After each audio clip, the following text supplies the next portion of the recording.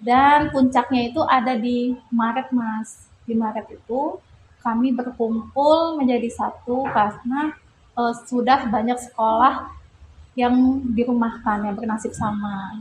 Jadi di saat Maret itu kami mengadakan pertemuan internal antara guru non ASN membahas eh, usaha atau upaya yang akan kami tempuh untuk memperjuangkan hak-hak kami.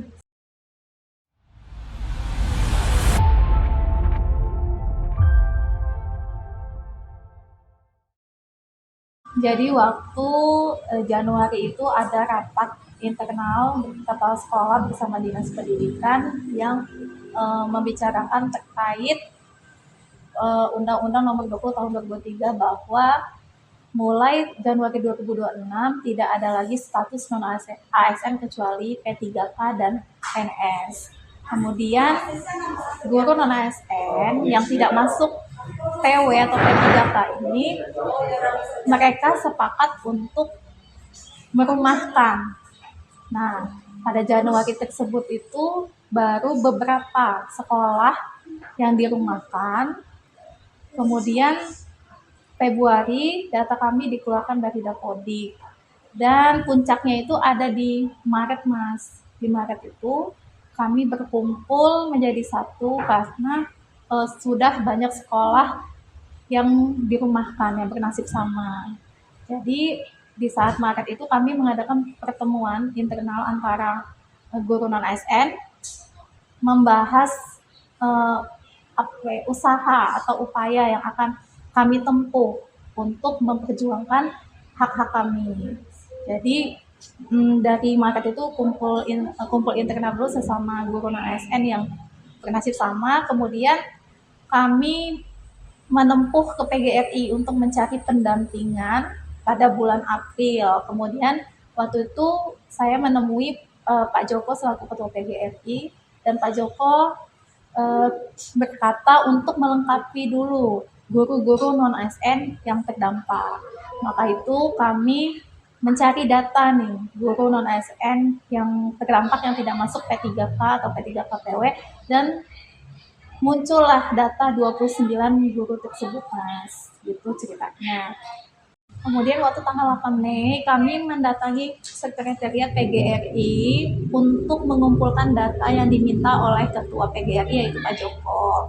Nah, di situ kami lampirkan beserta SK bukti pernah aktif mengajar, kemudian bukti data pembanding dan surat edaran Menteri Pendidikan Dasar dan Menengah nomor 7 tahun 2026. Dan di situ juga kami menyerahkan surat pendampingan PGRI untuk diadakannya audiensi bersama Dinas Pendidikan pada tanggal 13 Mei 2026. Dan kemudian tanggal 13 Mei 2026-nya itu kami audiensi bersama Dinas Pendidikan. Hasil audiensi tersebut Dinas Pendidikan mengatakan akan mengkonsultasikan permasalahan tersebut kepada BKPSDM dan Inspektorat. Audiensi dihadiri oleh PGRI, pembina PGRI, perwakilan guru non ASN dan Dinas Pendidikan dan Kebudayaan Kota Metro.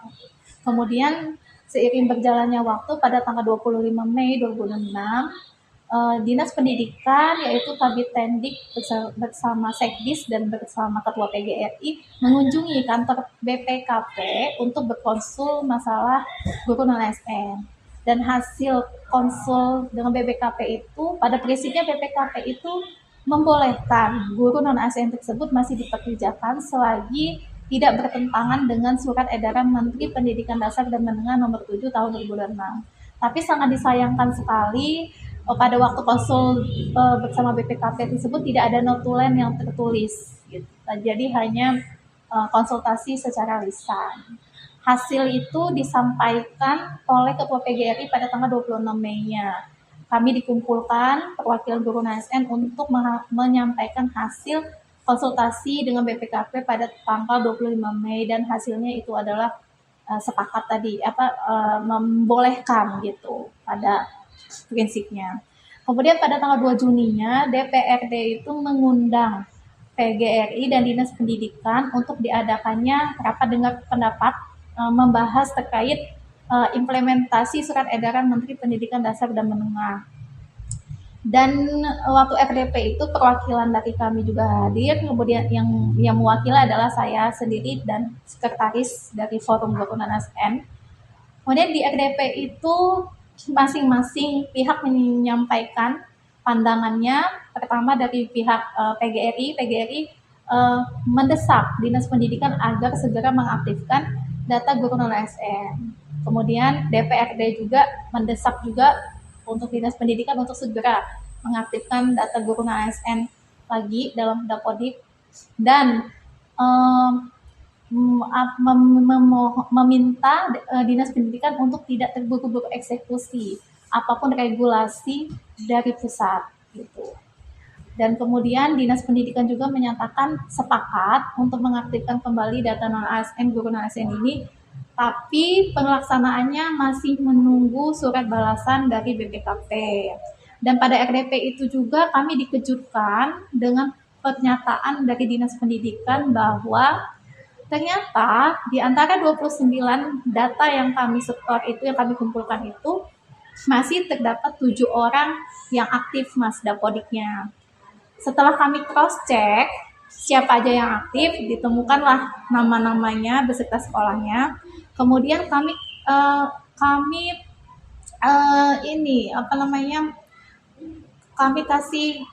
tanyakan kenapa kok masih aktif, kok ikut berjuang. Jawaban teman-teman tersebut, mereka memang aktif di Dapodik tapi sudah tidak dikasih SK mengajar lagi gitu.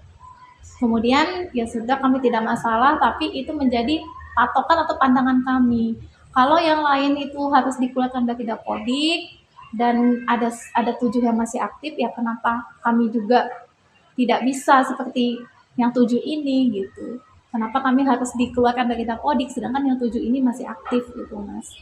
Kemudian pada tanggal 17 Juninya 2026 itu Pak Abdul Haq selaku Wakil Ketua 2 DPRD Kota Metro itu mengunjungi kantor administrasi Kota Jakarta untuk mencari data pembanding atau uji petik di sana. Dan di sana juga menghasilkan hasil bahwa guru yang terdata di Dapodik per 31 Desember 2024 tidak ada dirumahkan atau tidak ada dikeluarkan dan masih dipekerjakan. Kemudian pada 18 Juninya 2026, Pak Abdul Haq selaku Wakil Ketua 2 DPRD Kota Metro mengunjungi Kementerian Pendidikan Dasar dan Menengah untuk koordinasi masalah permasalahan guru non-ASN Kota Metro yang dirumahkan. Dan hasil koordinasi tersebut, Menteri Pendidikan Dasar dan Menengah mengatakan guru yang terdata di Dapodik sebelum 31 Desember 2024 yang masih boleh dipekerjakan sesuai surat edaran Menteri yang telah terbit. Jadi guru dengan kriteria yang sudah berserdik, memenuhi jam mengajar akan mendapatkan tunjangan sebesar 2 juta, yang berserdik tidak memenuhi jam maka akan dapat insentif dan segala macam, itulah hasilnya. Dan masalah data yang siapa saja yang terdata 31 Desember 2024 itu, Menteri Pendidikan Dasar dan Menengah menyarankan Pak Abdul Haq atau DPRD untuk berkonsultasi ke BGTK Provinsi Lampung untuk mengetahui data yang lebih akurat. Karena di BGTK itu bisa terlihat jenjang karir ya, pengabdian segala macam itu bisa terlihat dari 29 data guru ini. Jadi siapa aja yang termasuk dalam SE itu tujuannya. Dan pada tanggal 14 Julinya diadakanlah kami perwakilan guru non-ASN bersama Pak Abdul Haq selaku Wakil Ketua DPRD mengunjungi BGTK Provinsi Lampung untuk berkonsultasi masalah hasil koordinasi dari Kementerian Pusat. Dan BGTK menyatakan mereka sebelumnya sudah berkonsultasi terlebih dahulu dengan Dinas Pendidikan dan Kebudayaan Kota Metro, dan mereka juga sudah menyurati Kementerian Pusat. Jadi kata BGTK nunggu surat kementerian itu turun, maka akan diadakan rapat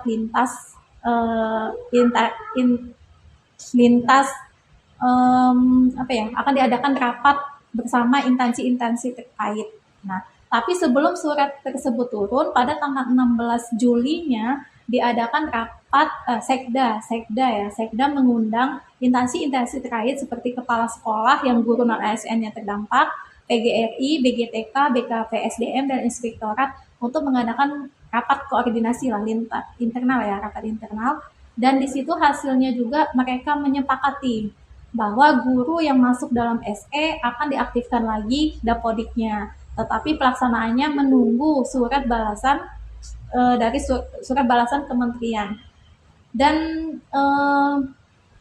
pada 28 Mei 2026 surat Kementerian Pendidikan Dasar dan Menengah yang khusus untuk Metro itu terbit, dan di dalamnya juga sama Mas dijelaskan bahwa guru yang terdata di Dapodik sebelum 31 Desember 2024 itu masih boleh dipekerjakan, masih boleh digaji pakai BOSPE, dan pengaktifan kembali guru non-ASN itu adalah wewenang pemerintah daerah. Nah, setelah surat itu terbit, dipertanyakanlah oleh Pak Abdul Haq kepada Dinas Pendidikan, ini udah terbit. Jadi Pak Abdul Haq meminta untuk segera mengaktifkan, tapi jawaban Dinas Pendidikan, surat tersebut akan dikonsultasikan kembali ke BPKP lagi. Jadi nunggu hasil konsultasi dari BPKP. Setelah konsultasi dari BPKP, surat tersebut akan dikonsultasikan lagi ke BKPSDM dan Inspektorat. Jadi kalau kita lihat ya Mas, dari Maret sampai sekarang Agustus itu perjuangannya sudah sangat luar biasa sekali, sudah sangat panjang sekali ya Mas, dan sampai sekarang juga belum ada kepastian yang jelas bagaimana terkait nasib kami non-ASN ini. Jika data Dapodik kami itu dibiarkan terlalu lama nonaktif, maka kerugian yang akan kami dapatkan adalah salah satunya kami sudah tidak terbaca aktif lagi di ruang SDM. Ruang SDM itu adalah data yang sekarang sedang dipersiapkan oleh Kementerian Pusat untuk ditata ke depannya. Guru-guru non-ASN yang terdata sebelum Desember 2024 itu sudah didata di ruang SDM dan akan diselesaikan penataannya pada dalam waktu dekat ini.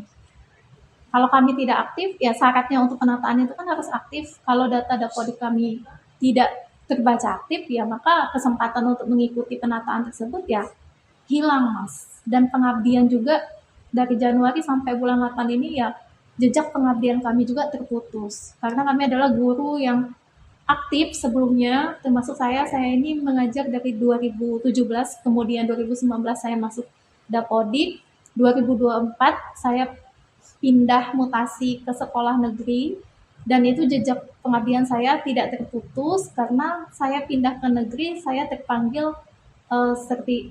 PPG, Profesi Pendidikan Guru tersebut. Pelaksanaannya sudah di sekolah negeri. Jadi Dapodik itu sangat penting karena segala program pemerintah itu pemerintah akan melihatnya dari Dapodik patokannya. Dari Dapodik termasuk PPG, mengikuti profesi guru, dan penataan P3K dan lainnya Mas. Jadi tadi kan Bu Anna sempat bilang kalau kita sempat mengumpulkan teman-teman guru yang terdaftar, dan dari 29 itu ada 7 yang ternyata masih terdaftar tapi tidak punya jam mengajar. Nah itu kita sempat ada penjelasan nggak Bu dari pihak terkait tentang apa pembedanya 7 orang itu dengan kita? Sampai saat ini sih belum ada penjelasan, tapi kalau Dinas Pendidikan pernah dipertanyakan nih dengan DPRD, jawabannya ya itu tergantung sekolah masing-masing, kebijakan kepala sekolah masing-masing, dikembalikan lagi ke kepala sekolah masing-masing gitu Mas. Dan rata-rata dari 29 orang ini sudah memiliki pengabdian berapa tahun? Nah itu juga tidak selektif ya Mas, karena kan nyatanya yang sudah dikeluarkan dari Dapodik ini ada yang pengabdian 20 tahun, 16 tahun, termasuk saya 6 tahun nih. Tapi yang masih aktif itu bahkan pengabdiannya saja baru kalau dihitung dari 2023 dia masuk, berarti kan sekitar 2 tahun 3 tahun dia Mas ya, 2 tahun gitu. Dan dia juga ada yang belum memiliki NUPTK, belum juga memiliki sertifikasi pendidik. Sedangkan kami ini yang sudah memiliki MUPTK dan sertifikasi pendidik harus menerima fil pahit, harus di nonaktifkan dapodiknya. Jadi itu kami merasa ada ketidakadilan dan ada perlakuan berbeda. Itu Mas. Kalau misalnya Pemkot atau Dinas Pendidikan berpatokan pada UU No 20 tahun 2023, maka kami memohon itu perlakuannya harus sama, tidak ada dibeda-bedakan. Seperti itu Mas. Nah, terus kan kita sudah melakukan berbagai upaya dan melibatkan berbagai pihak, termasuk sudah melaksanakan RDP juga dengan empat pihak, Ya. dan hasilnya masih belum ada kejelasan. Pernah nggak Bu kita mencoba untuk menemui wali kota itu? Karena waktu tanggal 3 Agustus kemarin Mas, itu kami sebelumnya tanggal 29 Juli itu mengirim surat permohonan audiensi kepada wali kota pada tanggal 3 Juli 2026, waktu tanggal 3 Agustus 2026, dan hasilnya bisa dilihat ya Mas ya, kami sangat kecewa karena wali kota tidak menemui kami Mas, tidak bisa menemui kami. Nggak tahu, kami juga tidak tahu sampai saat ini kenapa alasan wali kota tidak mau menemui audiensi waktu tanggal 3 Agustus 2026 tersebut. Dan pada saat teman-teman ingin melakukan audiensi dengan wali kota, sebenarnya ingin menyampaikan apa sih kepada Pak Bambang? Kami ingin Pak Bambang, karena patokannya kan dari surat balasan Kementerian Pendidikan Dasar dan Menengah khusus untuk Metro, itu pengaktifan guru non-ASN itu adalah kewenangan pemerintah daerah. Jadi kami, karena Pak Bambang sebagai wali kota adalah pimpinan tertinggi di kota Metro ini, maka kami memohon untuk Pak Bambang bisa memutuskan gitu, kepastian, bisa memberi kepastian untuk guru non ASN tersebut. Seperti apa sih kepastiannya yang akan diambil, seperti itu Mas. Karena kami kan selama ini sudah sejauh ini hanya menggantung gitu, tidak ada kejelasan, tidak ada kepastian. Dan selanjutnya teman-teman 29 guru ini akan melakukan apa lagi setelah melakukan upaya dan hasilnya masih mentok, bahkan muter-muter di situ saja? Apa langkah ke depan? Sebenarnya waktu audiensi tanggal 3 Agustus itu kami tidak diterima, kami langsung mengunjungi Polres untuk koordinasi terkait langkah selanjutnya, dan kemudian Polres itu menyarankan agar kami melaporkan permasalahan tersebut ke Ombudsman. Seperti itu Mas. Dan dari terus terang Mas, dari kami dan teman-teman forum komunikasi guru honorer itu sebenarnya masih ingin sekali lagi mencoba untuk beraudiensi atau mediasi lagi dengan pihak-pihak terkait seperti Pemkot, Dinas Pendidikan, DPRD, dan perwakilan guru non-ASN, dilakukan lagi audiensi. Tapi nyatanya sudah berlangsung 4 hari ini tidak ada hasil ya, tidak ada hasil juga. Jadi sesuai kesepakatan kami dengan teman-teman di waktu hari Senin itu, maka langkah kami akan ke Ombudsman Mas. Apa harapan Ibu, Bu Ana dan teman-teman ke depan setelah misalkan nanti bisa melapor ke Ombudsman dan langkah selanjutnya terus berjalan, apa harapannya atau goalsnya seperti apa? Harapan saya ya Ombudsman bisa benar-benar menyelidiki lah adanya maladministrasi, benar-benar bisa memberikan keadilan untuk kami para guru non ASN. Dan harapan kami juga ya kami bisa segera diaktifkan lagi dapodiknya agar tidak tertinggal mengikuti penataan ke depannya ya Mas. Kemudian kami juga bisa kembali mengajar lagi seperti sedia kala. Seperti itu aja sih harapannya. Sejauh ini saat melakukan proses memperjuangkan dapodik, memperjuangkan hak-hak teman-teman, itu bagaimana Bu penghasilan pendapatan dari teman-teman yang dipulangkan itu? Karena teman-teman ini kan sebenarnya walaupun ada yang mereka yang dikeluarkan dari Dapodik dan tidak dikasih jam lagi, tapi masih ada yang dipekerjakan di sekolahnya tapi sebagai pembina ekskul, dan ada juga yang hanya di rumah, dan ada juga ini Mas sedih, dia membantu suaminya jadi tukang sapu di DPRD. Jadi saya juga sangat prihatin ya Mas, tentunya melihat kondisi teman-teman banyak banget kerugiannya selain mental. Jadi saya harap pemerintah Kota Metro lebih terbuka lagi hatinya,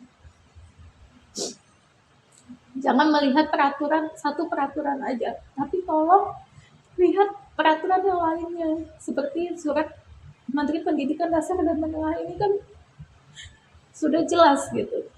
Jadi saya mohon sekali keadilannya untuk kami, karena kami ini rata-rata termasuk semua yang Mas di surat edaran tersebut, data di Dapodik sebelum 31 Desember 2024. Seharusnya kalau kami aktif, ya kami juga masuk di ruang SDM tersebut. Upaya yang saya lakukan ya tentunya Mas, karena saya berpikir pada saat itu kan saya sudah ngabdi bertahun-tahun, sudah masuk Dapodik dari 2019 dan sudah bersertifikasi, sudah ber-LPTK. Kalau misalnya saya terhenti pada Januari tersebut, ya tentunya data-data tersebut yang saya tujukan gimana kalau hilang, berarti selama ini sia-sia yang saya perjuangkan. Jadi yang saya lakukan, upaya yang saya lakukan itu Mas, saya keliling mencari sekolah lain, saya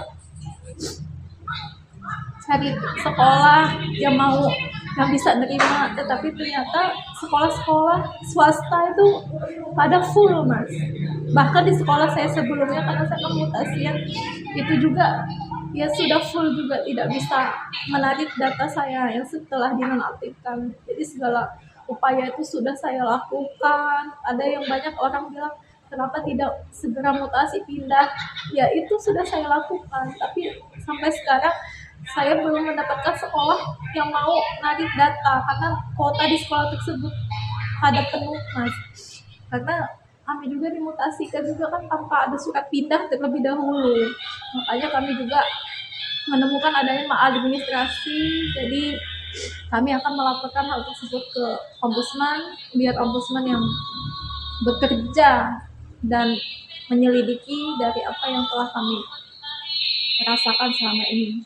Terima kasih.